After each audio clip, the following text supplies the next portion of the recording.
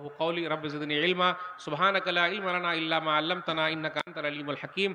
अल्लाहुम्मा सल्लि अला मुहम्मद व अला आलि मुहम्मद कमा सल्लैता अला इब्राहीम व अला आलि इब्राहीम इन्नका हमीदुम मजीद। अल्लाहुम्मा बारिक अला मुहम्मद व अला आलि मुहम्मद कमा बारकता अला इब्राहीम व अला आलि इब्राहीम इन्नका हमीदुम मजीद। मोहतरम सामीन कराम, बुजुर्गों, दोस्तों, साथियों, ख़वातीन इस्लाम और प्यारे बच्चों, मैंने सूरह बकरा सूरह नंबर 2 की आयत नंबर 208 आप लोगों के सामने पढ़ी है। आज मेरा टॉपिक है, उन्वान है इस्लाह मुआशरा। सबसे पहले अल्लाह रब्बुल आलमीन का बेइंतहा शुक्र और एहसान है कि हम और आप यहाँ जमा हैं। अल्लाह ताला हम तमाम लोगों की हाज़िरी को कबूल फरमा ले, आमीन। ज़ोर से बोलिए आमीन। एक बात मैं अभी बोलूँगा, देखते हैं आप लोग समझ पाते हैं कि नहीं। आमी बंगला जानी ना, सही बोला कि गलत बोला? सही बोला कि गलत बोला? सही बोले। अच्छा, आप लोगों को उर्दू आती है कि नहीं आती है? आती है। और अल्हम्दुलिल्लाह कैसे आती है? फिल्म के जरिए आती है या गाने के जरिए आती है? फिल्म देख के जानते हैं या गाना सुन के जानते हैं? तकरीर सुन के? माशाअल्लाह माशाअल्लाह, तो अच्छा है, सही है। हो गया भाई, आप लोग बैठ जाइए। और आप लोग जो मीडिया वाले हैं अल्हम्दुलिल्लाह उनका शुक्रिया अदा करते हैं, लेकिन मदरसे वाले का भी तो आप लोग ख्याल रखिए भाई। और कोई थंबनेल वगैरह लेडीज का मत लगा दीजिएगा, लगा देते हैं। आवाज आ रही है क्या?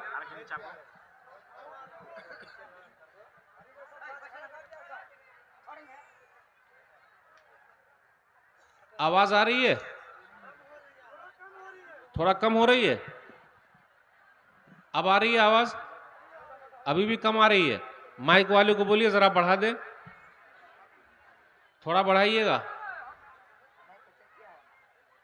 अल्हम्दुलिल्लाह यहां देखा, ये बांग्ला जबान में तकरीर हो रही थी। मुझे तो बांग्ला समझ में नहीं आता। 1 रुपया को 10 गुना कर देता है, 10 गुना को 700 तक ले जाता है, और 700 से भी ज्यादा अल्लाह दे सकता है। तो सवाब ज्यादा मिला कि नहीं मिला? फायदा हुआ कि नहीं हुआ? इसलिए कहा गया कि सदका और खैरात करने से माल कम नहीं होता। अब आइए देखते हुए चलें। मेरा टॉपिक है इस्लाह मुआशरा, समाज के बारे में, सोसाइटी के बारे में। तो माशाल्लाह कुछ लोग बड़े अच्छे हैं और कुछ लोग बिगड़े हुए हैं।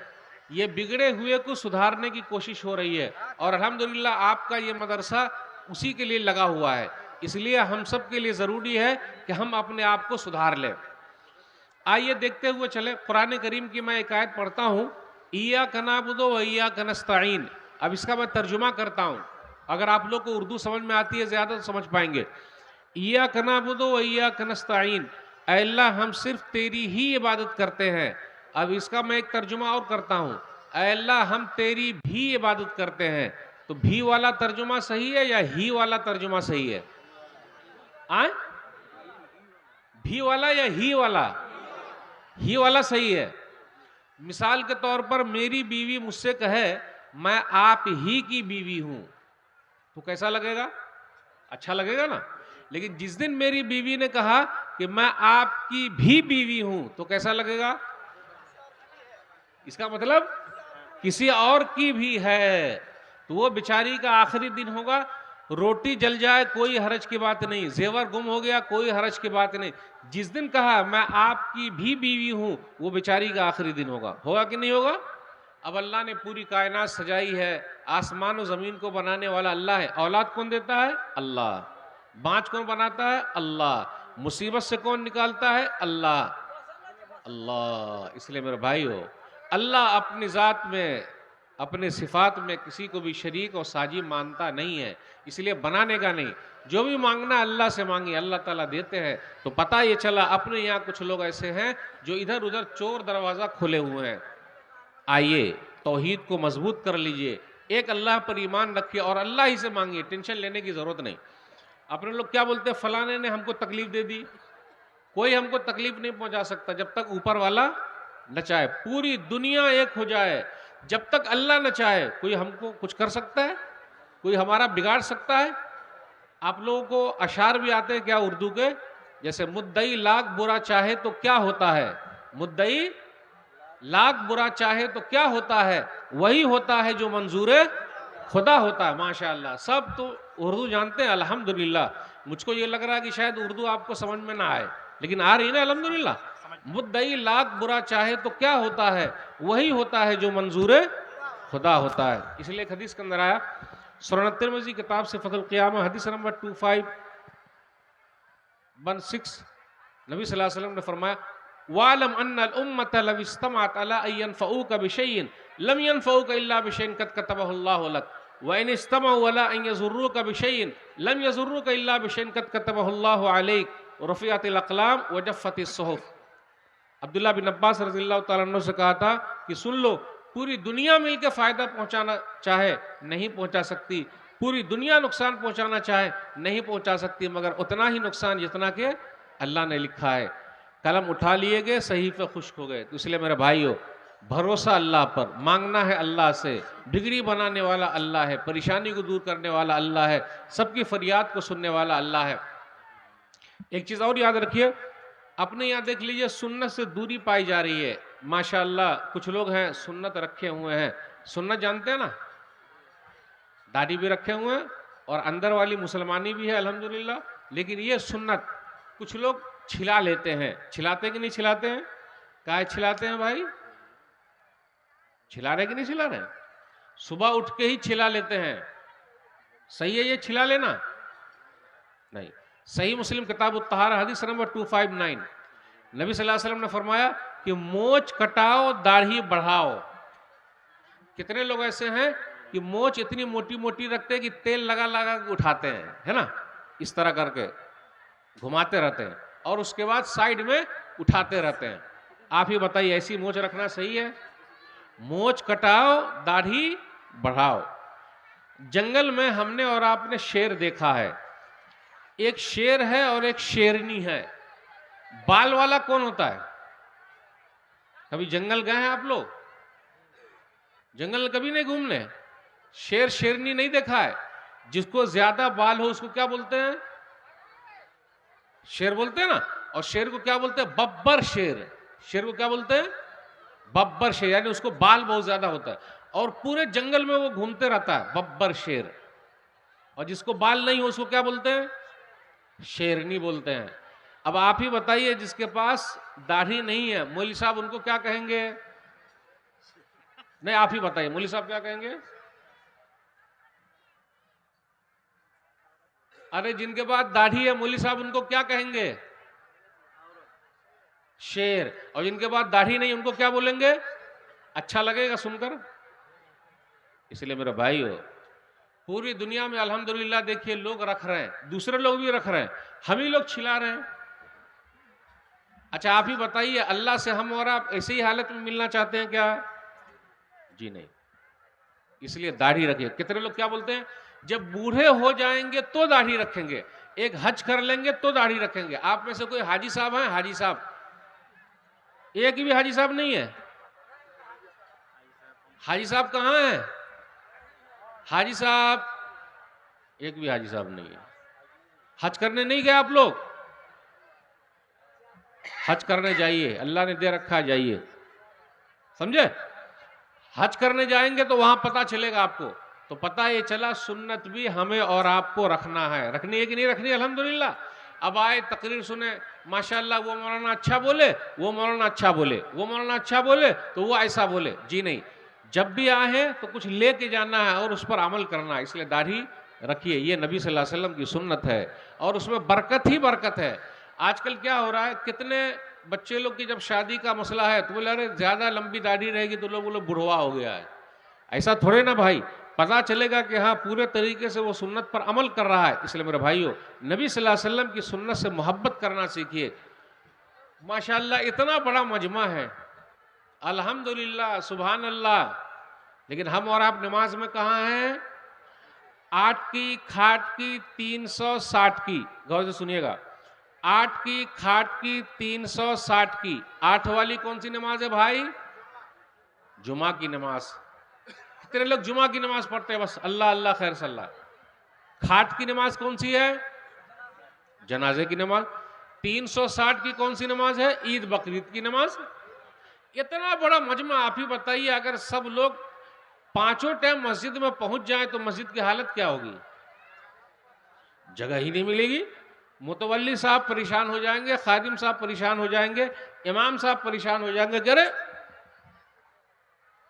तो नमाज क्यों छोड़े हुए हम और आप?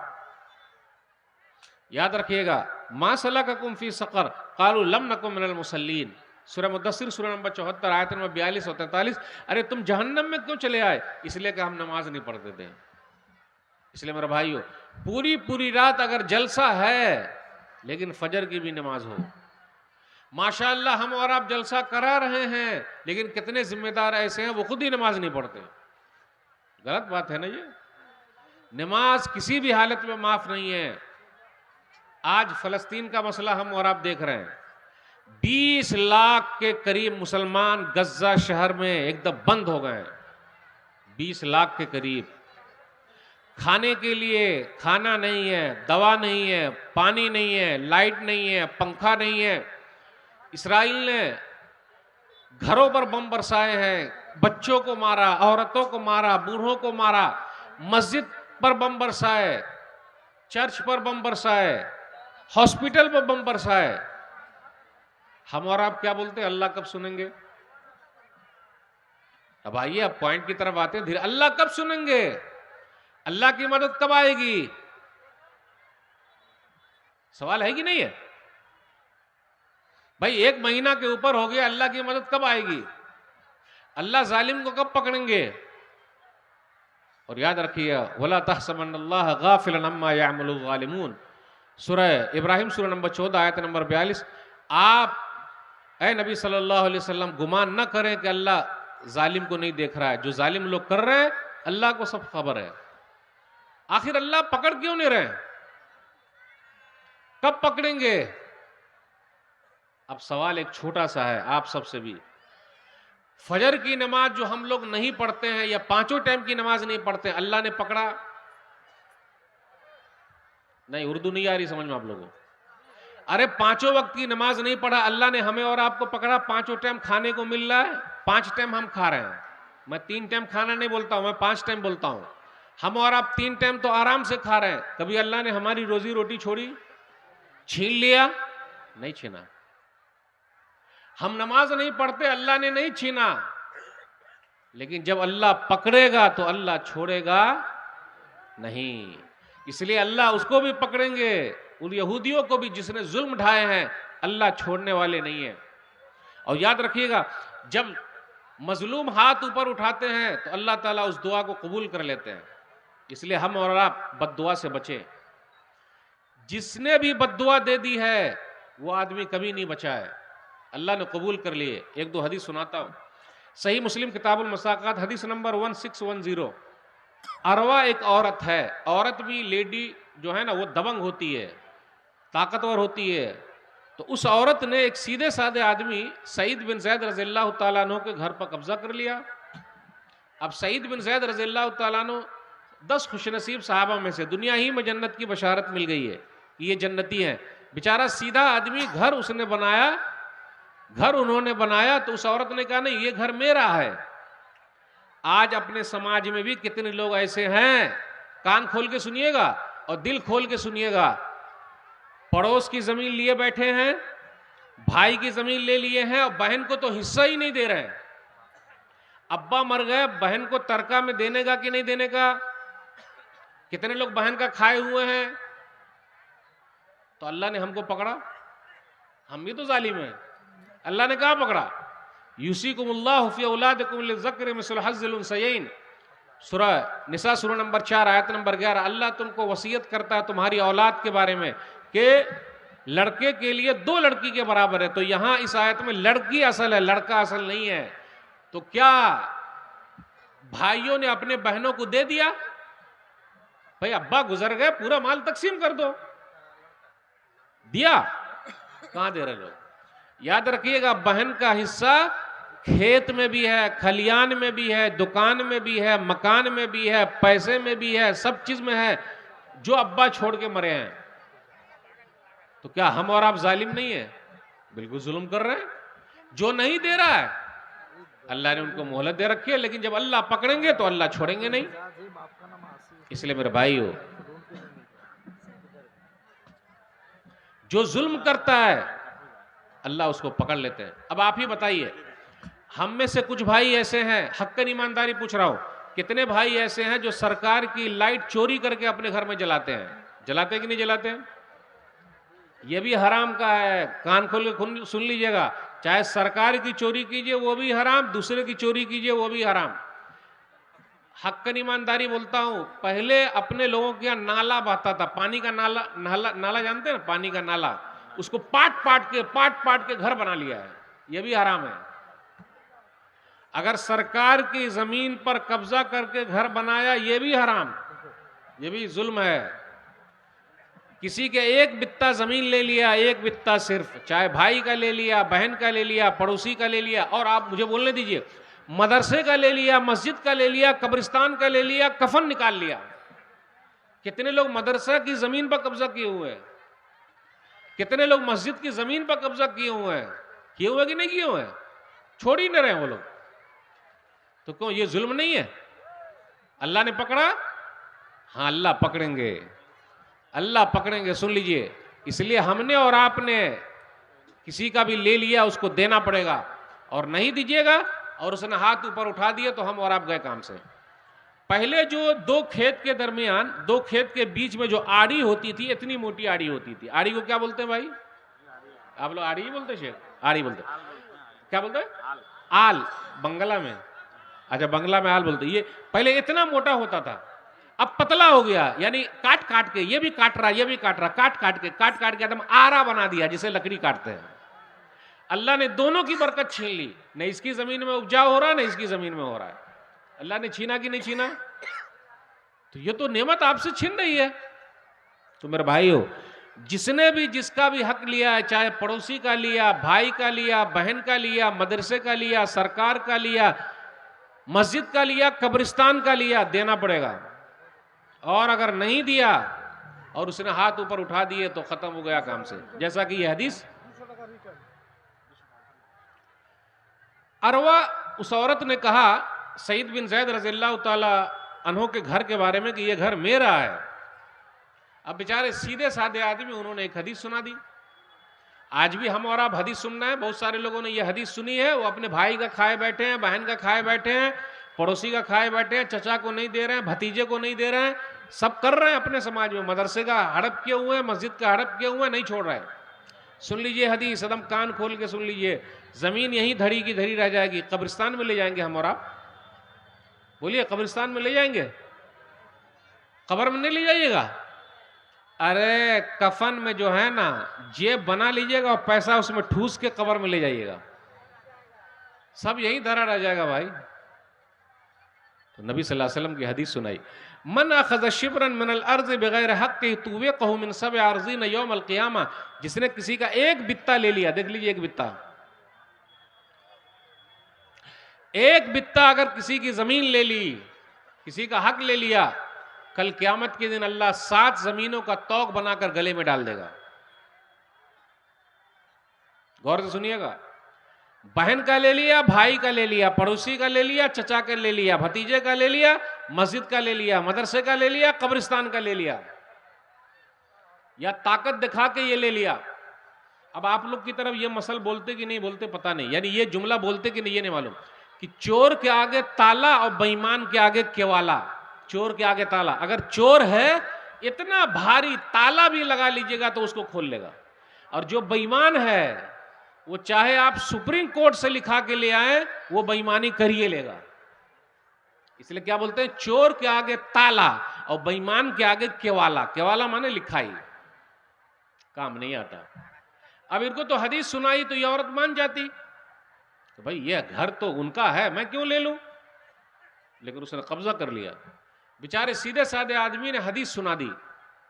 अब उसके बाद इनके हाथ ऊपर उठ गए, क्योंकि जुल्म हो रहा है इनके ऊपर। इन्होंने हाथ ऊपर उठा दिया और अल्लाह की अदालत में अपनी बात पहुंचा दी। इसलिए मेरे भाइयों, पूरी दुनिया के मुसलमान फलस्तीन के हक में दुआ कर रहे हैं और अपनी बात अल्लाह की अदालत में रख रहे हैं।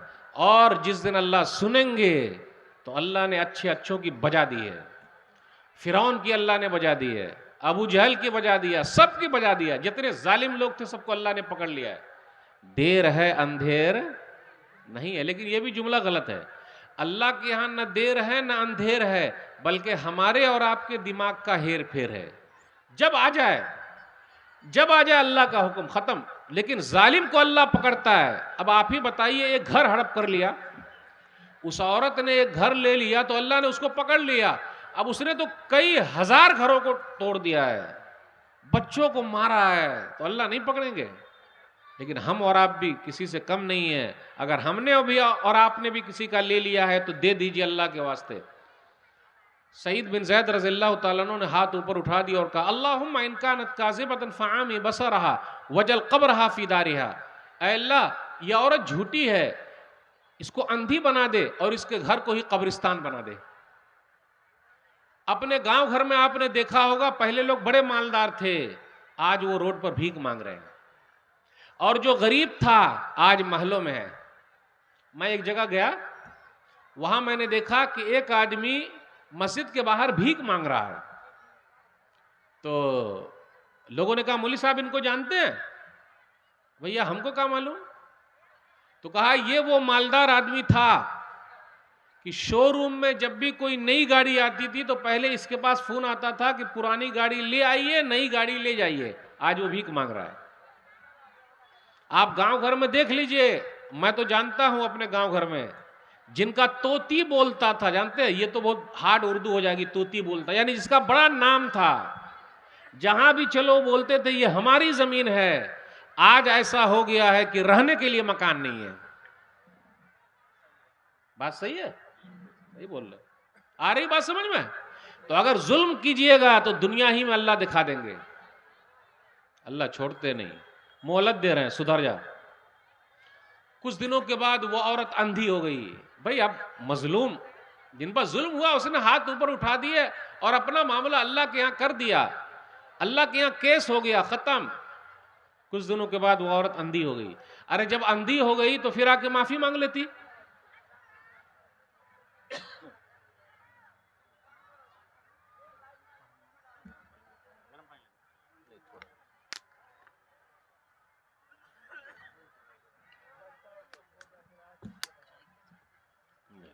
वो औरत अंधी हो गई, जब अंधी हो गई तो आके माफी मांग लेती कि सेठ साहब मैंने गलत आपका घर ले लिया, ये तो घर आप ही का है। लेकिन जो आदमी जुल्म करता है वो वाकई अंधा हो जाता है, अंधा। आप देख लीजिए कितने सेठ लोगों का, पैसे वाले का बात कैसे करता है वो। जो ना करे बाबू भैया, वो करे रुपैया। सबसे बड़ा है पैसा पीर, न बाबू न भैया, सबसे बड़ा रुपैया। रुपैया पर बहुत रुआब करता है। रुआब जानते हैं? अपने आप को सीना निकाल के चलता है। रे अकड़ करेगा, पकड़ हो जाएगी तेरी। और ये दौलत कब तेरी चली जाए, तू झटके से सीधा आ जाएगा रोड पर। अकड़ करता है, पैसे वाला है। अब क्या हुआ, इन्होंने बद्दुआ कर दी, वो औरत अंधी हो गई। कुछ दिनों के बाद वो औरत अपने घर में घूम रही थी और घर ही उसका कुआं हो गया। पहले देहात वहात में, अभी है कि नहीं पता नहीं, कुआं होता था। कुआं मतलब बड़ा सा कुआं, सब लोग पानी लेने आते थे। पहले घर में भी होता था। तो वो घूम रही थी और अब अपने घर में गिर गई, कुएं में मर गई। वो देखा आपने, घर धरा का धरे रह गया। वो अंधी भी हो गई, कुएं में गिर भी गई। अल्लाह ने जालिम को पकड़ लिया और मजलूम की दुआ अल्लाह ने सुन ली। इसलिए मेरे भाइयों, अगर हम में से भी किसी ने जुल्म किया है, माफी तलाफी कर लीजिए, वरना अल्लाह कब पकड़ लेंगे पता नहीं। आइए एक हदीस और सुनाता हूं। सही बुखारी किताबुल अज़ान हदीस नंबर 755। साद बिन वक्कास रज़ियल्लाहु ताला अन्हु कूफा के गवर्नर हैं। बुखारी शरीफ की हदीस सुना रहा हूं। वो नमाज भी पढ़ा रहे, तो कुछ लोगों ने उन पर एतराज किया कि इनको नमाज पढ़ाना नहीं आता। जैसा कि अपने यहां भी ऐसे लोग हैं मस्जिद में, मौलवी साहब भालो ना, सही नहीं जानते मौलाना साहब। अच्छा, अरे 15 साल इन लुंगी घिसी है, मेहनत करके पढ़ाए, मौलाना को नमाज पढ़ना नहीं आता। अपने यहां कुछ लोग ऐसे होते हैं। और कुछ लोग ऐसे भी होता है, अगर मौलाना साहब इमामत करेंगे तो मैं मस्जिद को छोड़ दूंगा। और कितने लोग छोड़े हुए हैं, जाके गांव घर में देख लीजिए आप। जब तक मौलाना रहेंगे मैं मस्जिद नहीं जाऊंगा। और ज्यादा गुस्सा दिलाइएगा तो मस्जिद तो छोड़ो ही, वो नमाज भी छोड़ देंगे। ज्यादा गुस्सा दिलाइएगा तो मस्जिद तो छोड़े हुए नमाज भी छोड़ देंगे। और अगर ज्यादा मांगिएगा, अल्लाह के रास्ते में दीजिए, तो वो चेहरा भी आपको नहीं दिखाएंगे। है। अब आप ही बताइए, बेटी बेनमाजी है वो चलेगी, बेटा बेनमाजी है चलेगा, जोरू बेनमाजी है चलेगा, मौलाना साहब नमाजी है वो नहीं चलेंगे। इमाम साहब, आज अपने यहाँ इमाम की अहमियत क्या भाई, मौलवी साहब की अहमियत क्या? अब आप ही बताइए, मौलाना लोग ज्यादा कमाते हैं या सरकारी लोग ज्यादा कमा रहे हैं? अब ऐसे कुछ बोलूंगा तो लोग बोलते हैं मौलाना साहब आप हंसाते हैं। आप देखिए आप लोग हंस पाते हैं कि नहीं पता नहीं, यानी उर्दू कितनी जल्दी आप समझ पाएंगे। एक मौलाना साहब की तनख्वाह थी 5,000, कितनी थी सैलरी? 5,000। और एक सरकारी की तनख्वाह थी 25,000। तो ये 25,000 वाले मौलाना साहब से जिनकी 5,000 थी मजाक बहुत करते थे, मौलाना साहब आपके 5,000 में बड़ी बरकत है, बड़ी बरकत है। अरे है 5,000 और बड़ी बरकत? और अल्लाह का शुक्र है अल्हम्दुलिल्लाह, मौलाना लोगों के पास बच्चे ज्यादा हैं या हम लोगों के पास बच्चे ज्यादा हैं? आए? है ना, हमारे पास तो बच्चे कैसे हैं, एक के बाद अभी नहीं, दो के बाद कभी नहीं। सही है ना, एक के बाद अभी नहीं, दो के बाद कभी नहीं। अल्हम्दुलिल्लाह मौलाना लोगों के पास कम से कम आधा दर्जन, एक दर्जन तो है अल्हम्दुलिल्लाह। वही 5,000 पे पल रहे हैं। तो मौली साहब ने भी एक मरतबा मजाक कर लिया। भाई अगर मौली साहब मजाक कर ले तो शर्माइएगा नहीं। मौली साहब वो हदीस याद दिलाइएगा, मैं उसी पर अटका हूं अभी, बुखारी शरीफ पर। जैसे अगर मैं भूल जाऊं तो याद दिला दीजिएगा, अभी उसको लेके चल रहा हूं। तो वो साहब ने भी मजाक कर लिया कि इमाम साहब आपकी तनख्वाह 5,000, मेरी तनख्वाह 25,000, लेकिन 25,000 में बरकत नहीं है, आपके 5 में बड़ी बरकत है। तो मौलाना साहब ने कहा कि अगर वाकई इतनी ही बरकत है तो आइंदा महीने से मेरी 5 आप ले लीजिए और अपनी 25 हमको दे दीजिए। तो बोले ये नहीं होगा फिर। अरे तो ये कैसी बरकत है भाई, ये कैसे होगा? ये नहीं होगा, समझ गए आप? अच्छा आप ही बताइए, बकरे के ऊपर लिखा रहता अल्लाह मोहम्मद, वो बकरा कितने में बिकेगा? बकरीद में बकरा बिकता है जिसके ऊपर अल्लाह मोहम्मद लिखा रहे, वो काम मालूम कहां से लिख के चला आता है? लाखों में बिकेगा। और हाफिज कुरान के सीने में पूरा कुरान मौजूद है तो तरावी में कम से कम 10 लाख रुपया तो मिलेगा अल्हम्दुलिल्लाह। देखिए संभाल के भाई, देखिए मौलाना साहब घुमा रहे हैं लग रहा है। भाई जब पूरा कुरान सीने में मौजूद है तो 10 लाख मिलना चाहिए तरावी पढ़ाने का? नहीं। तो कुरान से मोहब्बत है हमें और आपको, या रान से मोहब्बत है खाने वाला? आप ही बताएं, रान से मोहब्बत है या कुरान से मोहब्बत है? कुरान से। 3 दलील देकर अभी नीचे कर दूंगा कि कुरान से मोहब्बत है ये नहीं है। अच्छा कुरान का ट्यूशन ज्यादा महंगा है या इंग्लिश ट्यूशन ज्यादा महंगा है? तो कुरान से कैसे मोहब्बत हुई भाई? कुरान पढ़, रान बोले हैं आप? अच्छा सॉरी मैं समझ नहीं सका। यानी रान से मतलब खाने वाला रान, उससे बड़ी मोहब्बत है। और कुरान से ट्यूशन देखिए किसका महंगा है? इंग्लिश वाला। और ये how are you, I am fine, so good, फटाफट बोलने का एक दो, क्या वाह वाह, बड़ा महंगा है। कुरान से मोहब्बत है अल्हम्दुलिल्लाह। ये सब इलाके में लोग जरा दीन से जुड़े हुए हैं, बच्चे मदरसे में पढ़ रहे हैं, वरना अब तो स्कूल का एक सिस्टम चला है मेरे भाई हो। इसलिए उलमा की इज्जत कीजिए, एहतराम कीजिए। अभी वही मैं अटका हूं बुखारी शरीफ की हदीस पर, अभी मैं शुरू किया था। तो मस्जिद में कुछ छिट खोपड़ी, जानते हैं छिट खोपड़ी? बांग्ला में क्या बोलेंगे छिट खोपड़ी को? छिट खोपड़ी समझ गया ना? छिट खोपड़ी मतलब उल्टी खोपड़ी का। कुछ लोग अपने मस्जिद में भी ऐसे लोग आते हैं जो उल्टी खोपड़ी के होते हैं, उनको सिर्फ इमाम से ही तकलीफ है, मुअज्जिन से ही तकलीफ है, खादिम साहिब से तकलीफ है, अपने बेटे से कोई तकलीफ नहीं। अब एक आदमी था, इसे बुखारी शरीफ की हदीस में सुना रहा हूं। तो उमर बिन खत्ताब रज़ियल्लाहु ताला अन्हु का दौर था, उन्होंने क्या किया, साद बिन वक्कास रज़ियल्लाहु ताला अन्हु को कूफा से हटा दिया और अम्मार बिन यासिर रज़ियल्लाहु ताला अन्हु को गवर्नर बनाकर भेजा। फिर उसके बाद एक टीम बैठाई, उस टीम ने रिसर्च किया, जांचा, देखा कि भाई वाकई इनको नमाज पढ़ाना नहीं आता क्या? आज अपनी यहाँ टीम नहीं बैठती है। अगर एक मस्जिद में इमाम साहब 6 महीने में बदली ना हो तो वो इमाम ही नहीं है। सही है कि नहीं? और अगर 5 साल 10 साल इमाम साहब एक मस्जिद में टिक गए, जबकि पूरी दुनिया में सबसे मुश्किल काम है इमामत करना, 24 घंटे उनको रहना पड़ता है, आंधी हो तूफान हो, फसाद हो, कुछ भी हो, माइक से आवाज वो देंगे। शेख साहब इसी हदीस पर अटका हूं, अगर निकल गया तो फिर लौटा दीजिएगा। एक मर्तबा मुअज्जिन साहब ने अजान दी, अल्लाहु अकबर, अजान हो गई। मस्जिद में कोई नहीं आया। अब फजर में कहां आते, आप ही बताइए। जबकि हॉर्न से अजान हो रही है, माइक से अजान है, मस्जिद में आ रहे हैं क्या? चलिए, तो मुअज्जिन साहब ने दोबारा अजान दे दी, तो पूरी मस्जिद भर गई। समझाने के लिए, अरे रे रे रे रे, ये डबल डबल अजान काहे दे रहे हैं आप? ये डबल डबल अजान दे रहे हैं, ये कैसे मुअज्जिन साहब हैं ये? बोले आप लोगों को समझाने के लिए दिया हूं। कितने लोग हैं? तो अगर डबल अजान हो जाए तो हम लोग जाएंगे ही समझाने के लिए। समझाने के लिए जाएंगे, नहीं जाएंगे? समझाने के लिए जाएंगे। लेकिन एक अजान हो तो नमाज के लिए नहीं जाएंगे। मेरे भाइयों, अल्लाह की मदद कैसे आएगी, आप ही बताइए। आज दुआएं हो रही है पूरी दुनिया में, आमीन बोलने वाला फजर में कोई है ही नहीं। हमारी मस्जिदें खाली है, वीरान है।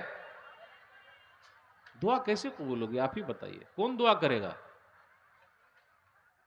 कब अल्लाह का अजाब हम पर आ जाए, और अल्लाह का अजाब आ रहा है। कभी सैलाब आ गया, पूरा सब कुछ तहस नहस हो गया, फिर भी हम और आप नहीं मानते। मसाइल पैदा हो गए। अभी उसी हदीस पर अटका हूं। इमाम की इज्जत करना सीखिए, एहतराम कीजिए। इमाम साहब की दुआ भी लगती है, इमाम साहब की बद्दुआ भी लगती है। यह हदीस मैंने एक जगह सुनाई तो दो आदमी में झगड़ा था, इमाम साहब में एक दूसरे आदमी।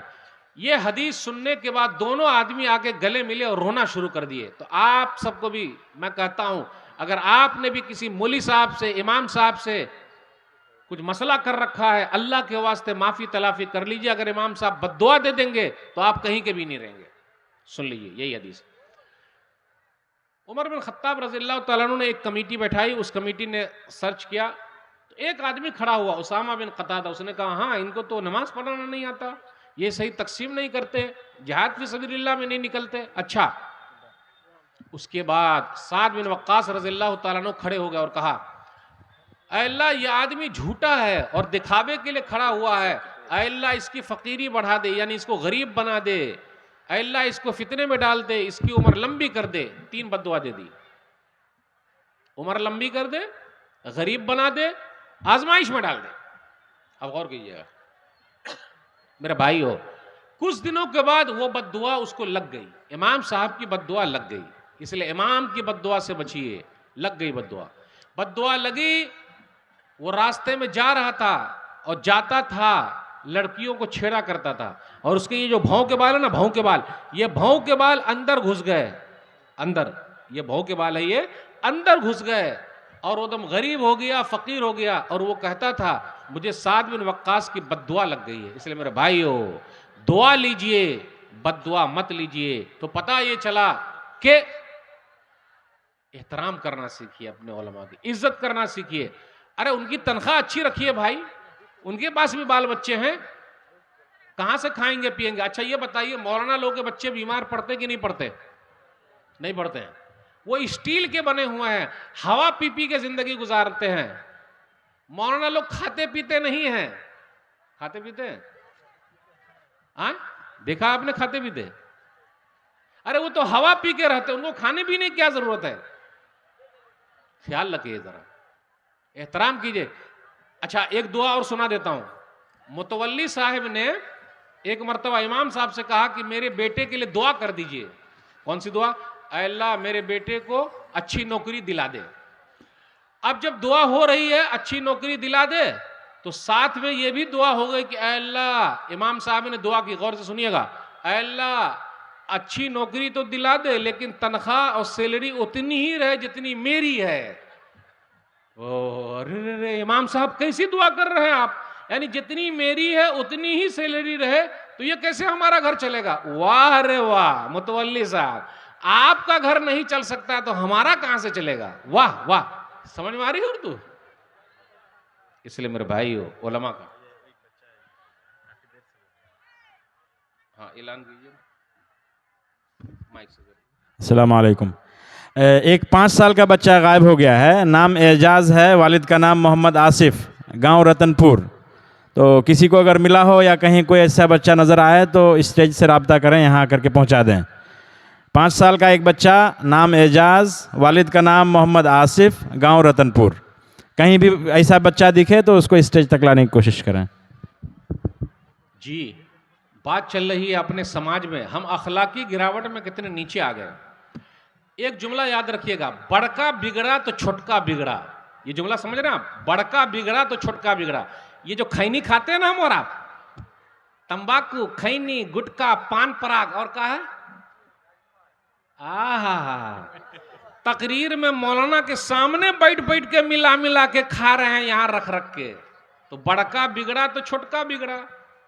जब बड़का सब खाएगा तो छोटका खाएगा कि नहीं खाएगा? बिल्कुल खाएगा।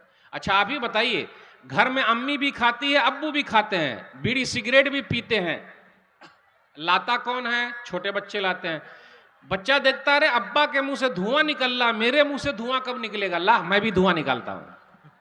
निकाल रहा कि नहीं निकाल रहा?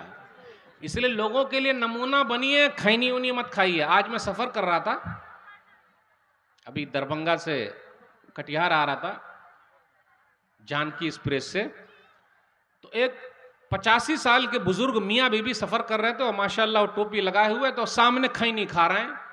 तो मैंने कहा दादा जान ये क्या कर रहे हैं? आप अगर खा रहे हैं तो हम भी खाना शुरू कर देंगे, क्योंकि मेरे दादा खा रहे हैं तो मैं भी खाऊं। तो जरा उनको झटका लगा, अरे ये क्या बोल रहे हैं? तो मैं कहा कि ऐसा कीजिए, इसको बंद कर दीजिए। तो जितना निकाले थे उतना वो उसमें रख दिए और उसके बाद डिबिया को बंद कर लिया। जब डिबिया को बंद कर लिया तो मैंने कहा दादा जान वो डिबिया हमें दे दीजिए ताकि हम फेंक दें। तो उसकी बुढ़िया जो थी दादी माँ, ना ना ना ना ना मत दीजिएगा। पता क्या चला? दोनों मियाँ बीवी खाते हैं। पता क्या चला? दोनों मियाँ बीवी खाते हैं। तो मैं कहा लाइए आज से तौबा कर लीजिए, क्योंकि पूरा कैंसर हो जाएगा, यहाँ पूरा गल के गिर जाएगा। दादा अभी आपकी उम्र कितनी है? 85 साल, अभी 100 साल आप जिंदा रहेंगे और जल्दी जा रहे हैं, पूरा कट के गिर ना जाएगा। आखिर तक मैं मनाता रहा, लेकिन दादी माँ अड़ी रही कि नहीं नहीं देना है डिबिया, नहीं देना है, नहीं देना है। अब आप ही बताइए, जब ऐसी दादी माँ रहे कि गलत में साथ दे तो समाज में सुधार हो सकता? दादी माँ ऐसी हो, जो गलत है वो गलत है। तो इसलिए याद रखिएगा, बड़का बिगड़ा तो छोटका बिगड़ा। जहां बड़े लोग खैनी खाएंगे वहां छोटे लोग खाएंगे आराम से, और जहां बड़े लोग झूठ बोलेंगे छोटे लोग झूठ बोलेंगे। लोग क्या बोलते हैं? रे बहुत झूठ बोलता है। आपने ही सिखाया है। मिसाल के तौर पर अगर मुझसे किसी को मिलना है तो मेरे घर पे मिलने के लिए आ गए, दरवाजा खटखटाया, फलाने भाई घर पर हैं क्या? तो हम घर में बैठे हुए मोबाइल पे खेल रहे हैं। जा बेटा बोल दे अब्बू घर पे नहीं है। और आम बात है ना, ये झूठ नहीं लगता हमें, और ज्यादा बोलती है। और आजकल की माएँ बहुत मॉडर्न हो गई है। जब पेट में बच्चा था तो मोबाइल से खेल रही थी, और जब बच्चा पैदा हुआ तो बच्चा मोबाइल से खेल रहा है। तो जैसा सोची वैसे बच्चे पैदा हुए। सब मोबाइल का जमाना है। और अपने यहाँ ये भी है, जिसके पास पैसा ज्यादा है वो महंगा मोबाइल लेता है। कम से कम 50 हजार वाला 1 लाख का। और मोटरसाइकिल जो है, एक 1.5 लाख वाली कोई मोटरसाइकिल आती है क्या, फटफटिया, क्या नाम है उसका? हाँ हाँ हाँ हाँ। तो ये पैसे वाले जितने हैं ना, जो बाहर कमा रहे हैं या अंदर कमा रहे हैं, पैसा है तो 2 चीज में बहुत दिखा रहे हैं। और उनके बच्चे लोग भी बिगड़े हुए हैं, इल्ला माशाल्लाह। ये 2-4 किस्म के लोगों के बच्चे बिगड़ते हैं। वो कैसे? कुछ मौली साहब के भी बच्चे बिगड़े हुए हैं, वो दूसरों को सुधार रहे हैं, इनके बच्चे बिगड़े हुए हैं। कुछ लोग बाहर कमा रहे हैं, पैसा भेज रहे हैं, बीवी भी पर्स लटका लटका के, मोबाइल लला, हर दिन मार्केट जा रही है। और बेटा बेहतरीन फटफटिया लेकर सिर्फ रेस में चलता है, आहिस्ता नहीं चलता है। 10 साल का है, पूरा टांग भी दोनों तरफ नहीं अड़ेगा, लेकिन फटफटिया आदम उड़ा के हवाई जहाज की तरह चलाता है। नहीं चलाता, देखे नहीं आप? तो 2 ही चीज है, 2 कट होगा। एक कट मारेगा तो इधर निकल जाएगा, और दूसरा कट अगर लगा सर में तो सीधा कब्रिस्तान चला जाएगा। और है ही अपने यहां, मैं तो जानता हूं ऐसे लोगों के। बाप की दौलत पे रुआब दिखाया। रुआब जानते हैं? मैं बड़ा हूं, अरे बाप की दौलत पर रुआब करता है। अपना कमाई करके कमा, तब देखा बाप की दौलत क्या है। तो मेरे भाइयों, बड़का बिगड़ा तो छोटका बिगड़ा। इसलिए अगर झूठ बोलिएगा तो बच्चे आपसे सीख लेंगे। ये बच्चे मन के सच्चे, हम सबके चच्चे, उनके दिल सबसे अच्छे। वो तन के उजले मन के काले नहीं है हमारे और आपकी तरह। बच्चे, आजकल बच्चे लोगों का केस कोर्ट में गया नहीं गया, हमारे और आपका केस कोर्ट में जाता है, तो हमसे अच्छे हैं बच्चे। तो मेरे भाइयों, बच्चों के साथ कभी भी झूठ मत बोलिए, वरना ये भी झूठ बोलना शुरू कर देंगे। अपने यहां समाज में क्या हो रहा है, अब आप लोग के यहां दान दहेज शादी ब्याह में है कि नहीं ये तो मैं नहीं जानता, बारात उरात है कि नहीं ये मैं नहीं जानता, और शायद कि नहीं होगा, क्योंकि माशाल्लाह आप लोग बड़े सीधे साधे लोग हैं।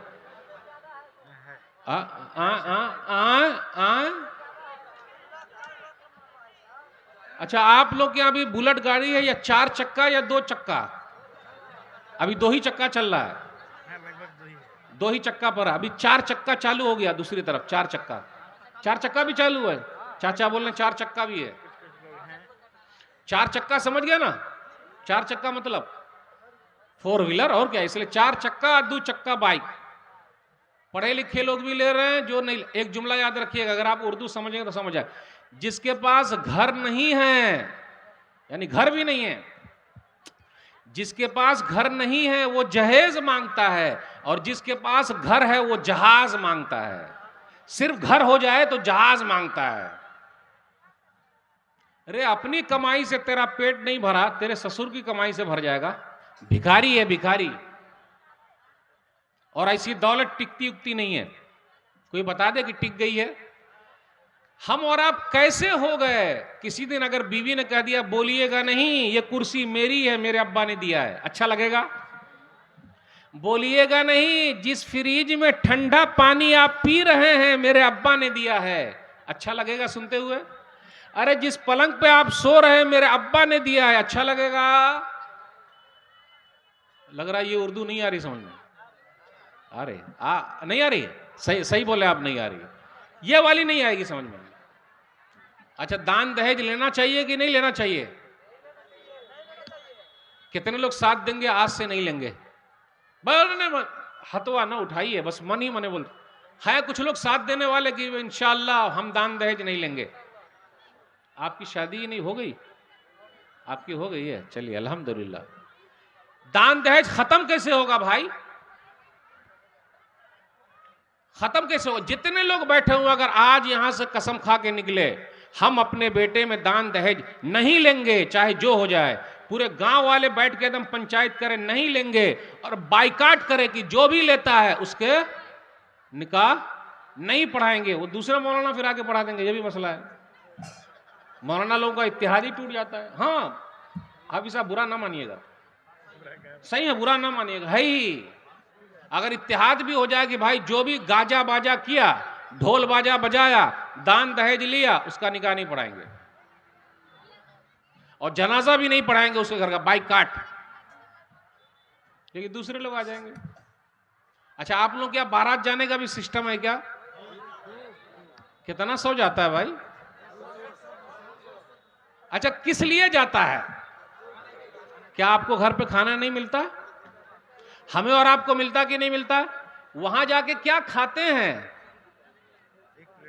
नहीं नहीं नहीं, क्या खाते हैं अब आप ही बता। जो खाना हम और आप प्लेट में खा रहे हैं, हक्कर ईमानदारी मेरी तरफ देखिएगा और मुझसे आंख में आंख मिलाइएगा, ये एक प्लेट खाना हो सकता सूद के पैसे का हो, क्योंकि बाप के पास दौलत नहीं है तो वो भीख मांग के लाया होगा, जमीन बेचा होगा अपनी बेटी के लिए, सूद पर पैसा लाया होगा अपनी बेटी के लिए, और आप खाने के लिए चले गए, और खाने में भी आप कीड़ा निकालते रहे। बुटी इधर ला, टूटी मेरा दांत हिल रहा है, मैं बीमार हूं, तो गए काहे को? अच्छा, जाइए बारात, एक रिक्वेस्ट मान लीजिए, बारात में जाकर सिर्फ सब्जी रोटी खा के आने का। एकदम सन्नाटा छाया हुआ, लग रहा उर्दू नहीं समझ में आ रही है। बारात जाएंगे और सब्जी रोटी खाएंगे, नारा लगाइए, बारात जाएंगे सब्जी रोटी खाएंगे, दाल भात खाएंगे।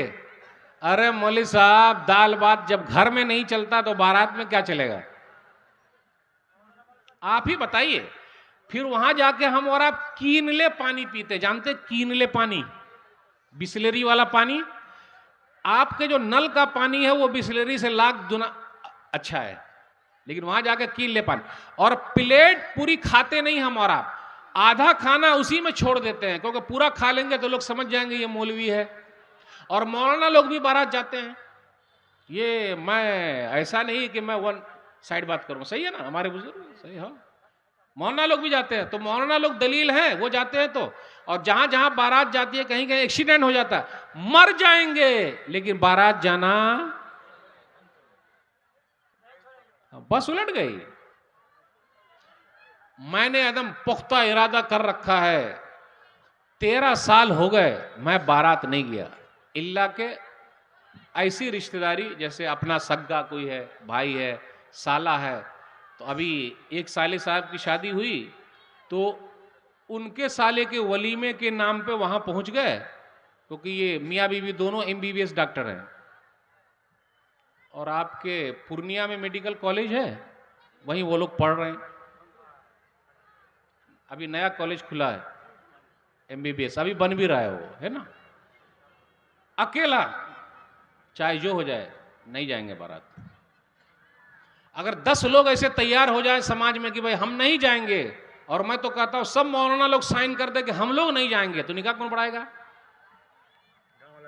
गांव वाले पढ़ा देंगे, सही बोले है ना।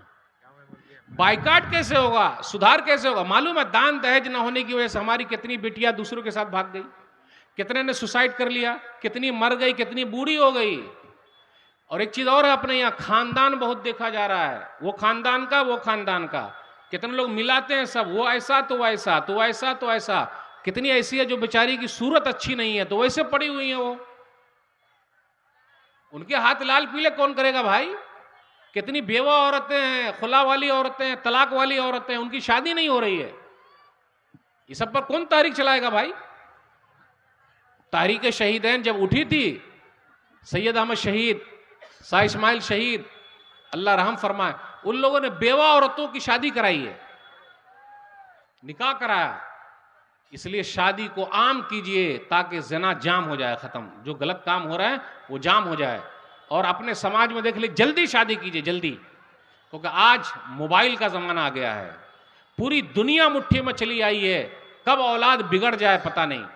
एक बात और कह दूं, बुरा ना मानिएगा, इतना बड़ा मजमा है माशाअल्लाह, लेडीज भी है, जेंट्स भी है, सब कुछ है, लेकिन रोड वाला जो सिस्टम है उसमें मिक्स गैदरिंग हो रही कि नहीं हो रही है? उसको बचाएगा कौन? ये मैनेजमेंट की जिम्मेदारी है।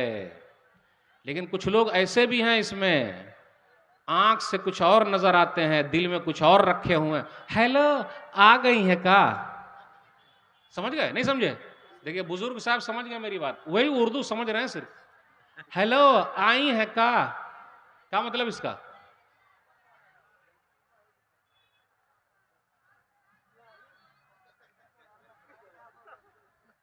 समझ? हेलो हेलो चल रहा है, अरे हेलो हेलो के लिए आए हैं क्या? सुधरने के लिए आए हैं। अल्लाह के वास्ते ऐसा मत कीजिए, साफ सफाई रखिए। और एक चीज और, अपने समाज में कुछ लोग किसी से कर्जा लेते हैं, वो जल्दी चुकाते ही नहीं। भाई साहब कर्जा दीजिए, मांग रहा है, चचा अंकल दे दीजिए, बड़ी परेशानी है, आखिरी उम्मीद आप ही हैं। और जो भिखारी लोग होते हैं ना, भिखारी लोग, वो तो प्रोफेशनल होते हैं, ऐसा पीछे पढ़ पढ़ के आपके जेब से निकाल ही लेगा। तो कुछ लोग ऐसे होते हैं, कर्जा दे दीजिए, दे दिया, कब लौटाइएगा? 6 महीने के बाद, 6 महीना पूरा हुआ, मोबाइल स्विच ऑफ, मोबाइल बंद, सिम बदल गए, या फिर गली बदल गई, या फिर गांव छोड़ दिया।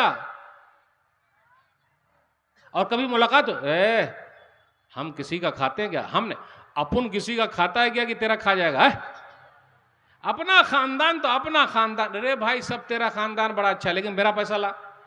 जब पैसा लेना था तो ले लिया, और जब हमको वापस लेना तो हम भिखारी बन गए। भैया पैसा दे दीजिए। मतलुल गनी जुल्मुन, हदीस के अंदर आया, सही बुखारी किताबुल हवालात हदीस नंबर 2287, के टाल मटोल करना जुल्म है। आपके पास है उसको लौटा दीजिए फौरन, रखे मत। कितने लोग ऐसे जो मर जाते हैं, बहुत सारा कर्जा छोड़ के चले जाते हैं, अपने बच्चों को नहीं बताते। लिख के जाइए कर्जा, लिख के जाइए, और याद रखिएगा बच्चों के लिए कर्जा मत लीजिए। ये औलाद ऐसी है ना, औलाद अब क्या बोलूं, जुमले बहुत सख्त बोल दूंगा तो उर्दू सा हार्ड हो जाएगी आपकी। ये जो आपके बच्चे हैं ये आपके लिए दुआ भी नहीं करेंगे, जिसके लिए हम और आप दूसरों से कर्जा ले रहे हैं। नहीं, मरने से पहले पहले हिसाब किताब क्लियर करके मरिए, क्या मालूम कब मौत आ जाए। एक हदीस सही बुखारी किताबुल हवालात हदीस नंबर 2289, नबी सल्लल्लाहु अलैहि वसल्लम के पास एक जनाजा आया तो कहा हल अलैहि दैन, इसके ऊपर कर्जा है क्या? तो बोले कर्जा नहीं है। तो नबी सल्लल्लाहु अलैहि वसल्लम ने जनाजे की नमाज पढ़ दी। दूसरा जनाजा आया तो कहा इसके ऊपर कर्जा है? बोले हाँ कर्जा है। बोले चुकाने के लिए पैसा है? बोले हाँ पैसा है, तो पढ़ दिया। तीसरा जनाजा आया, कहा इसके ऊपर कर्जा है? बोले हाँ कर्जा है, तो चुकाने के लिए पैसा है? बोले नहीं है। सल्लू अला साहिब को, तुम लोग जनाजा पढ़ लो, हम नहीं पढ़ेंगे। तो इमाम साहब को भी चाहिए कि जब भी कोई मुर्दा आए, आप लोगों का रिवाज है कि नहीं, जब भी कोई मुर्दा आए तो पूछे भाइयों आप में से कुछ लोग हैं जो इनसे कुछ मसला है, कुछ लेन देन है? कितने लोग हैं भाई? ठीक है, आप चुकाइएगा। उनका कौन रिश्तेदार है? तो बोले मैं। अब ये हदीस को आगे सुनाने से पहले एक मैं वाकया सुनाता हूं। आज हम और आप अपनी औलाद के लिए बना रहे हैं, लेकिन ये औलाद आपकी नहीं है। ये मलाई खाएगी और धुनाई और कुटाई आपकी होगी। इसको मलाई मत खिलवाइए, ये बड़ी नाशुक्री औलाद हो गई है। 15 लाख, मेरे अंदाजे बगौर कीजिए, 15 लाख। एक आदमी आ गया, जनाजा उस वक्त तक नहीं उठेगा जब तक 15 लाख का मसला हल ना हो। 3 बेटे थे, बउआ अब्बा का 15 लाख, मेरे पास तो है ही नहीं है। बउआ अब्बा का 15 लाख, मेरे पास भी नहीं है। बउआ अब्बा का 15 लाख, क्योंकि एक आदमी बोल रहा 15 लाख का, मेरे पास तो है ही नहीं है। हमारे घर में है ना ऐसा, 3-4 बेटे हैं, सब मुंह ताक रहा। अब्बा को वो ले जाएंगे हॉस्पिटल, अम्मी को वो ले जाएंगे, हम भैया ले जाएंगे। भैया ले जा, आप काहे ने ले जाइएगा भाई? भैया काहे ले जाएंगे? ये छोटकाई काहे ले जाएगा? आप काहे ने ले जाइएगा? लड़ाई क्यों नहीं हो रही है कि मैं ले जाऊंगा, मैं ले जाऊंगा हॉस्पिटल? है लड़ाई अपने यहां? नहीं। अब ये 15 लाख, अब तीनों का मुंह देखिए तो बोले 15 लाख। बेटी को पता चला कि मेरे अब्बा के जनाजे को एक आदमी ने रोक रखा है और 15 लाख का मसला है। वो अपना जेवर उवर लेकर सब चली आई। हम और आप बेटी को क्या बोलते हैं? पराया धन है। बेटी अपना धन है। जिसने 2 बेटी की सही तरबियत कर दी, नबी सल्लल्लाहु अलैहि वसल्लम के साथ जन्नत में रहेगा, उनका पड़ोसी बन के रहेगा। तो इसलिए बेटी असल है। बेटुआ तो पानी पिला देता है और बेटी भी पानी पिलाती है। लेकिन ये उर्दू बड़ी सख्त हो गई, इसको जरा समझाना पड़ेगा। बेटा भी पानी पिलाता है और बेटी भी पानी पिलाती है। बेटी कैसा पानी पिलाती है? जब घर जाइए, बिटिया मरियम बेटी पानी लाओ, तो गिलास में पानी लाती है। बेटा इब्राहिम, बाबू अब्दुल रहमान इधर आइए। आता हूं पापा। बेटा इधर आइए। आता हूं पापा। बेटा इधर आइए, आ रहा हूं। यह है पानी पिलाना। शेख साहब समझ गए, वो गाढ़ी उर्दू। ये तो कौन सा पानी हम और आप पीना चाहते हैं अपने औलाद की? वो पानी वाला पानी, ये वाला पानी नहीं है। काहे को वैसी औलाद को कर रहे हैं? काहे को उनके टेंशन में है? इसलिए बेटिया अपना धन है। तो बेटी पूरा जेवर लेके आ गई। कहा अंकल ये जेवर रख लीजिए, मेरे अब्बा को दफन होने दीजिए। अब ये आदमी फिर पलटी मारा, भाइयों सुनो सुनो सुनो, 15 लाख मुझे इस मुर्दे से लेना नहीं, बल्कि 15 लाख मुझे इस मुर्दे को देना है। तो अब ये तो मर गए हैं, मैं किसको दूं? अब तीनों बेटे का मुंह चूचू का मुरब्बा, जानते चूचू का मुरब्बा? ओहो, हम ही बोल दिए होते। अब तीनों की हालत क्या होगी? तो वो आदमी समझ गया कि 15 लाख तीनों को नहीं देना, बल्कि किसको देना है? बिटिया को। तो तीनों भाई छोड़े होंगे अपनी बहन को, तीनों चले गए होंगे ला पैसा ला। अकेले लेगी क्या? ला पैसा ला। जैसे हम और आप बोलते हैं ना, बहनों ने माफ कर दिया। बहन नहीं लेती है तरका, बहन बोलती है नहीं लेंगे माफ। अरे कभी भाइयों तुम भी तो बोलो कि हम भाइयों ने माफ कर दिया, बहनों तुम लोग तकसीम कर लो। कभी ऐसा हुआ? नहीं हुआ। अब उस हदीस पर आ जाइए। जब तीसरा जनाजा था और जिसके बाद पैसे नहीं थे और नबी सल्लल्लाहु अलैहि वसल्लम ने कहा मैं जनाजा नहीं पढ़ूंगा, इसलिए मेरे भाइयों मामलात में सही रहिए, इबादत पे आप लाख अच्छे हैं, अगर आपका मामला लेन देन सही नहीं तो आप कहीं के सही नहीं। उसके बाद क्या हुआ, एक सहाबी खड़े हो गए, अबू कतादा। अब उनका कोई रिश्तेदार भी नहीं होंगे, वल्लाहु आलम, हदीस में तो नहीं लिखा है। तो वो खड़े हो गए और कहा अलैया दैन या रसूल अल्लाह, अल्लाह के रसूल सल्लल्लाहु अलैहि वसल्लम, इसका कर्जा मैं चुकाऊंगा, आप जनाजा पढ़ दीजिए। मेरे भाइयों, ऐसे दोस्त पैदा कीजिए कि जब आपकी औलाद काम ना आए तो आपका दोस्त काम आ जाए, और मरने से पहले पहले सफाई करके मरिए, वरना कोई भी पूछने वाला नहीं। कल क़यामत के दिन अगर उसने पकड़ लिया तो हम और आप गए काम से। बातें बहुत सारी आपसे करनी थी, एक हदीस सुनाकर मैं आपसे रुखसत दूंगा। अगर हमने और आपने किसी से कर्जा लिया है, उसको चुकाने की फिक्र कीजिए। एक हदीस, चुकाने की फिक्र कीजिए, फौरन दे दीजिए। एक आदमी का वाकया बुखारी शरीफ में लंबा वाकया है, सही बुखारी किताबुल हवालात हदीस नंबर 2291। भाई साहब 1000 दीनार दीजिए। एक परदेसी आया, 1000 दीनार दीजिए। अरे आप तो परदेसी हैं, 1000 दीनार। बोले लाइए 1000 दीनार। गवाह कौन है? कफा बिल्लाही शहीदा, अल्लाह गवाह है।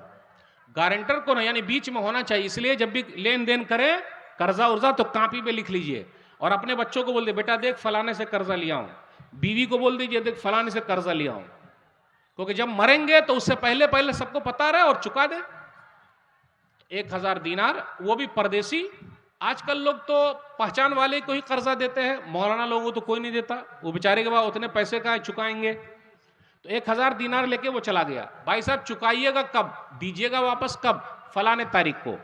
अब ये कश्ती पर सवार होकर उधर चला गया।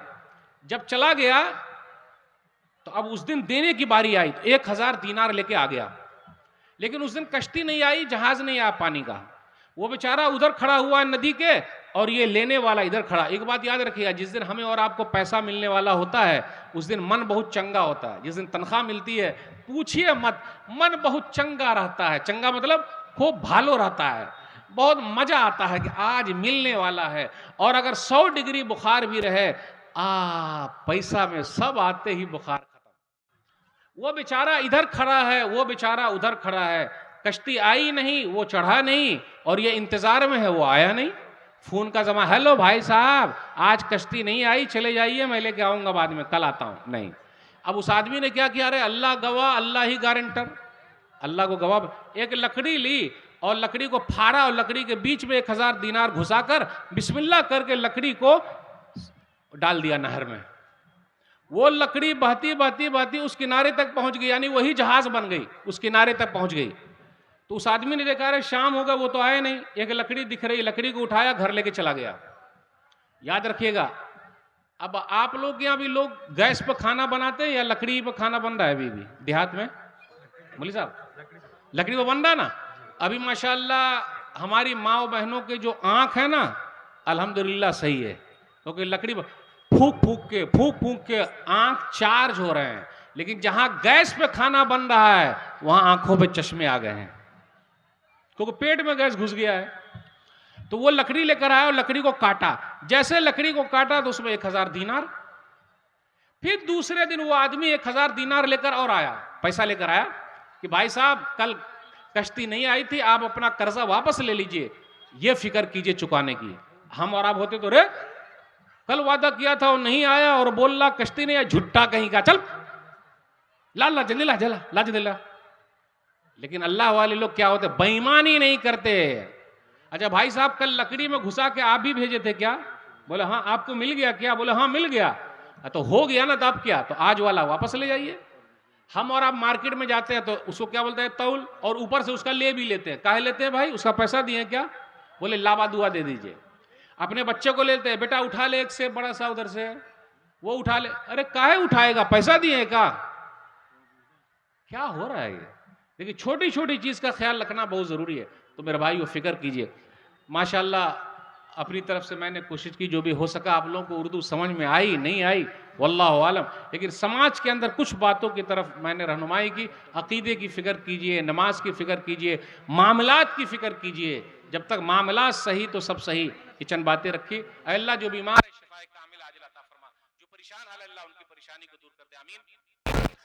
फलस्तीन के मुसलमान अल्लाह परेशान है, उनकी परेशानी को दूर कर दे। जालिम के हाथ को पकड़ ले, मजलूम की तू मदद फरमा, आमीन। इंशाअल्लाह फिर मिलेंगे। अस्सलाम वालेकुम वरहमतुल्लाहि वबरकातुहू।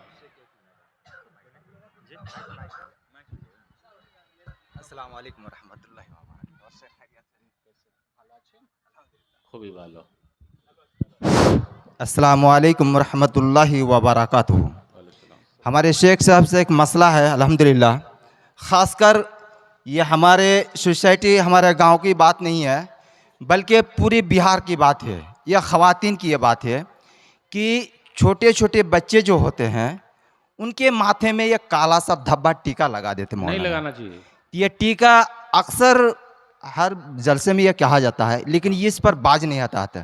तो इसके बारे क्या है शेख, इसका पर थोड़ा वजाहत कर देखिए, दीजिए। माशाअल्लाह, अल्हम्दुलिल्लाह। आपने अच्छा सवाल पूछा। धब्बा लगाने का टीका, वो काला वाला जो लगाते हैं, वो बुरी नज़र की वजह से लगाते हैं कि बुरी नज़र न लगे। लेकिन बुरी नज़र न लगे उसके लिए दुआ पढ़ना है आपको। वो कुल हुवल्लाहु अहद, कुल औज़ु बिरब्बिल फलक, कुल औज़ु बिरब्बिन नास, और टीका लगाने की ज़रूरत नहीं है। जहाँ टीका नहीं मिलता वहाँ क्या लगाते होंगे फिर लोग। इसलिए माँ बहनों से गुजारिश है कि आप दुआ पढ़िए। दुआ भी अल्हम्दुलिल्लाह पढ़ लीजिए, कुल हुवल्लाह पढ़िए, कुल औज़ु बिरब्बिल फलक पढ़िए, कुल औज़ु बिरब्बिन नास पढ़िए, इंशाअल्लाह कुछ नहीं होगा। और कभी कभी माँ बाप की भी नज़र लगती है बच्चों को। मेरा बेटा खूबी भालो, सुंदर, खूबी भालो, तो जितना बोलेंगे उतना लग जाता है। इसलिए माँ बाप को भी चाहिए कि ज़्यादा घूर घूर के ना देखे। वल्लाहु आलम बिस्सवाब। अच्छा शेख, माशाअल्लाह, जज़ाकुमुल्लाह खैर। ख़वातीनों से गुजारिश है कि हमारे शेख साहब का जो कानों पर आपका गई आवाज़, इस पर आपको बिल्कुल से मतलब अमल करना है। दूसरी साल शेख, एक मिनट, दूसरी साल जैसे हमारे सवाल है कि अक्सर इस दुनिया में अभी इस वक्त में कुछ लोगों तो है नमाजी, डेढ़ नमाजी है, डेढ़ वक्त की नमाजी। कुछ लोग ऐसे हैं कि 3.5 वक्त की नमाजी है। नमाज तो इस हिस्से से पढ़ते हैं, लेकिन उसके जेब में खासकर ये जो गिलाजत नापाक है, तंबाकू है, बीड़ी है, सिगरेट है, इसको खाते तो सही, पर इसको बांध करके मस्जिद में लेकर जाते इबादत करते हैं।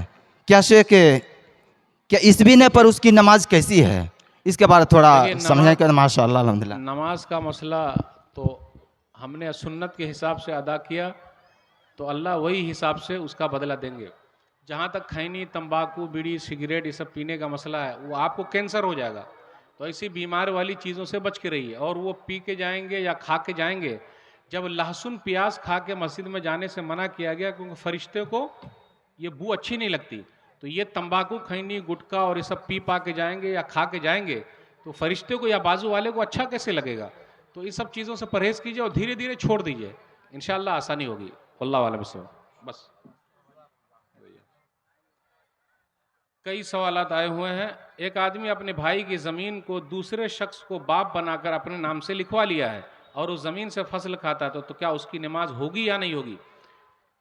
अब आप ही लोग बताइए, होगी कि नहीं होगी। अब नमाज होगी नहीं होगी ये तो अल्लाह बताएंगे, लेकिन उसने जो गलत काम किया, उसने जुल्म किया, और जालिम को अल्लाह पकड़ लेंगे। आज नहीं कि तो कल पकड़ेंगे। इसलिए उस आदमी से दरख्वास्त है, जो भी ये गलत काम कर रहा है, आज भी तौबा इस्तिगफार कर ले और अपने भाई का हक दे दे। क्योंकि उसके औलाद की जितनी भी तरबियत होगी, हराम माल से अगर हो रही है तो औलाद भी टिम टिम हो जाएगी।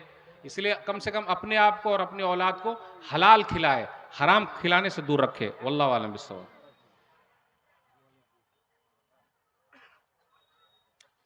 एक दूसरा सवाल है, एक शख्स नमाज पढ़ता है लेकिन सूरह दुआ नहीं जानता, सीखने के लिए बोला जाता है तो वो शख्स कहता है आप हमको नमाज पढ़ने से रोक दीजिए, हम सीख नहीं सकते, तो उसकी नमाज होगी या नहीं होगी। देखिए, सीखने की कोशिश कीजिए, और सीखने की कभी कोई उम्र नहीं होती। साहबे कराम बड़ी बड़ी उम्र वाले कुरान सीखते थे, और अटक अटक के अगर आप सीखेंगे, थोड़ा भी सीख जाएंगे तो बहुत फायदा। इसलिए मैं कई लोगों से कहता हूं कि सूरह फातिहा ही सिखाइए, अल्हम्दुलिल्लाह रब्बिल आलमीन, अगर वही सही कर ले जाएं तो बहुत है। कुछ दुआएं अगर आप पढ़ ले जाएं तो बहुत है, वरना सुभान अल्लाह, अल्हम्दुलिल्लाह, अल्लाहु अकबर ये पढ़िए, कम से कम उतना तो सीख लीजिए। आप ही बताइए, हम और आप दूसरी चीज सीखते कि नहीं सीखते। हिसाब सीख रहे हैं, कंप्यूटर सीख रहे हैं, पैसा कमाना सीख रहे हैं, पैसा बचाना सीख रहे हैं, पैसा गिनना सीख रहे हैं, हर चीज तो सीख ही रहे हैं, हर चीज आ रही है, तो नमाज कैसे नहीं आएगी। आपका शौक होना चाहिए, आपका जज्बा होना चाहिए। अगर शौक और जज्बा रहे तो बड़ा फायदा। मेरे एक उस्ताद हैं, 55 साल की उम्र है, शेख मंसूरुद्दीन उमरी मदनी हफिज़हुल्लाह। 55 साल की उम्र में उन्होंने कुरान हिफ्ज कर लिया है। और मदीना शरीफ आप जाइए तो मस्जिद नबी में शेख मोहसिन अल अब्बाद हफिज़हुल्लाह, वहाँ के मुदरिस थे, अभी नहीं है। वो 50 साल की उम्र में हाफिज कुरान हो गए हैं। तो क्यों नहीं हो सकता है। आप ये क्यों समझ लिए कि हम नहीं कर पाएंगे। हिम्मत कीजिए, शर्माते क्यों है, पूछिए। हिम्मत करने से सब कुछ होता है। कोशिश करने के बाद भी अगर नहीं आए तो अल्लाह माफ करेंगे। वल्लाहु आलम बिस्सवाब।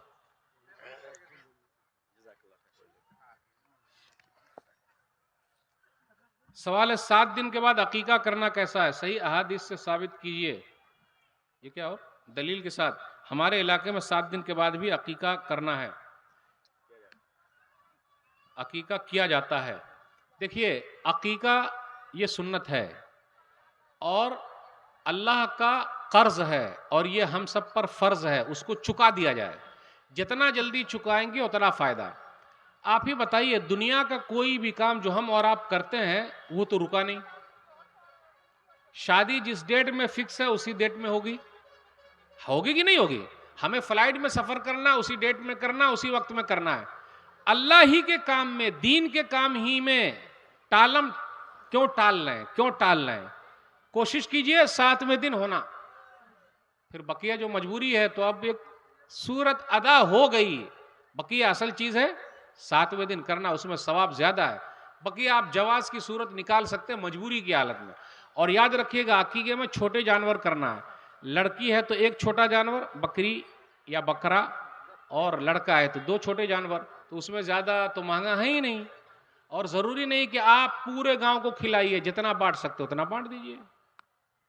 समझ गया ना? तो किसी चीज का बतंगड़ मत बनाइए और ये सब चीजों में मत फंसिए और झगड़ा मत कीजिए कि इतने दिन में तो इतने इसमें, इस सब में झगड़ा करने की जरूरत नहीं है। हाजमा इंदी वल्लाहु आलम बिस्सवाब। और कुछ है? जज़ाकल्लाह। शायद उसमें है और क्या। एक मिनट, क्या है सर? बोलिए। अब भारी सवाल मत पूछिएगा भाई, फंसाने वाला मत पूछिएगा।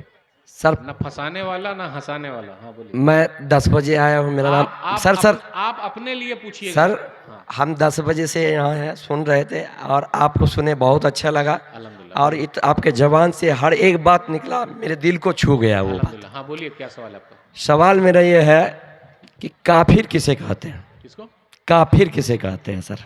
इस सवाल से आपका क्या फायदा है? फायदा है सर। फायदा देखिए, जी सर। इस्लाम के अंदर जो है ना, कुफ्र के माने है इनकार करना, और इस्लाम का जो कंसेप्ट है वो इस्लामी कंसेप्ट में है, हर जगह नहीं बोल सकते। नबी सल्लल्लाहु अलैहि वसल्लम के चचा अबू तालिब वो मुसलमान नहीं थे, लेकिन नबी सल्लल्लाहु अलैहि वसल्लम ने अपने चचा को कभी भी ये नहीं कहा आप काफिर हो। तो कंसेप्ट को समझिए, जो इस्लाम को ना माने। लेकिन ये थोड़ा कि हमको बोलना कि तू ऐसा है, तू ऐसा है, तू ऐसा है। नबी सल्लल्लाहु अलैहि वसल्लम तो जिंदगी भर अपने चचा के साथ रहे, मरने के बाद भी अपने चचा के लिए दुआ की, अबू तालिब के लिए, लेकिन वो मुसलमान नहीं हुए। मैं अभी सफर कर रहा था, इसी सीमांचल के इलाके में आया तो बस में सवार हुआ तो मेरे बाजू में एक सिख था, उसने मुझसे कुछ बात शुरू की और यही सवाल पूछा जो आपने पूछा। तो इसका मतलब जहन में कुछ ऐसे है, तो उसने पूछ लिया। तो मैंने कहा देखिए इसका कंसेप्ट जो है वो इस्लामी एक अंदाज में है, वो बयान किया गया है। वरना हमारे जो प्रोफेट मोहम्मद थे सल्लल्लाहु अलैहि वसल्लम, उनके चचा भी मुसलमान नहीं थे, लेकिन उन्होंने कभी चचा को नहीं कहा कि आप काफिर हो, नहीं कहा। और जिंदगी भर साथ में रहे, खाना पीना भी चलता रहा। तो इसलिए ये बोलने के लिए नहीं है, उसको समझने के लिए। उसने तो और भी सवाल पूछे थे जो मैं नहीं बताऊंगा आपको।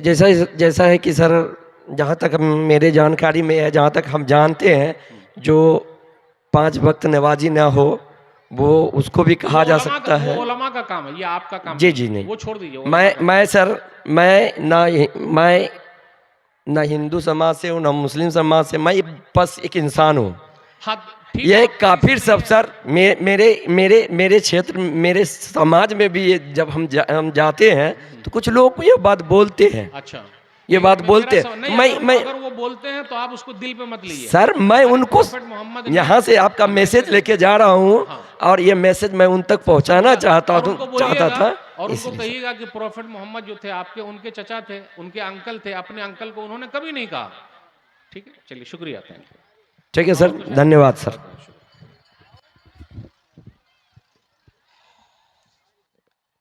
बस भाई, और मौलवी साहब आएगी नहीं? अब शेख आए हुए तो फिर चंदे उंदे का बोलेंगे तब ना होगा। और सब आप लोग भालो आछेन ना? चलिए अल्हम्दुलिल्लाह, ठीक है, अल्हम्दुलिल्लाह। चलें फिर। अस्सलाम वालेकुम रहमतुल्लाहि व बरकातहू। मौलवी साहब आ गए बस।